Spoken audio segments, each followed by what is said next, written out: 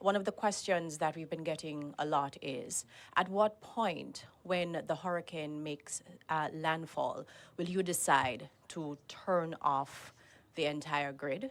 It would be a moment in time decision based on the grid impact and based on the need to then put in place our plans to facilitate safe and timely restoration. We are prepared to do all that we can to the best capabilities to safely keep the grid up and running to serve the load. With that being said, however, in parallel with that, we also have plans to say potentially island the grid. What does that look like? So say you have a case whereby you have significant faults and significant impact based on the devastation on the grid by this category 4 or 5 system in the corporate area. We are also prepared to potentially island, but we'll separate the corporate area from, say, Montego Bay, and you have the grid operating in 2 separate islands, whereby at one point you may have to shut down one particular area, you leave one up. But what that does is, once there is an opportunity to restore, it leads to a safer and more timely restoration.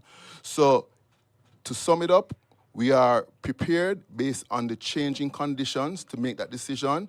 We don't want to have an unstable grid that can be in oscillation and then that can have a cascading effect. We are prepared to island the grid to allow stable service.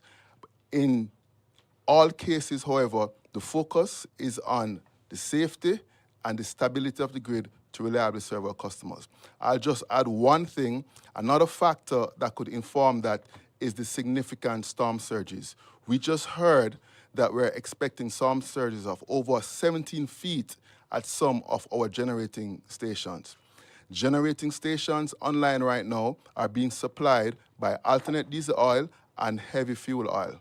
If it's a case where the storm surges of such that it supersedes the levels of our generators,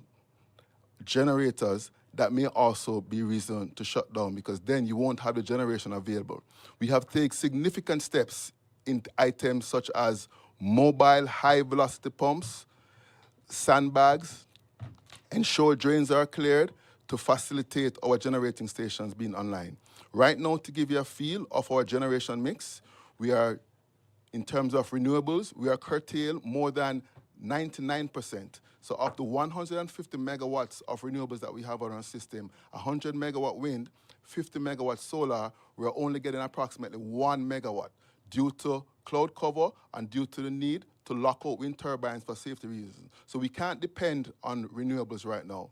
We also do not have our liquefied natural gas facilities, as they have had to demobilize for safety reasons based on the Port Authority and the Harbour Master, so that vessel is gone. So we're now burning alternate diesel oil and heavy fuel oil to serve our load of approximately 550 megawatts. But we do have a reserve margin, as we have been prepared for this. Our storage levels are there. We have a reserve margin of approximately 18%. So we still stand ready with some flexibility to serve,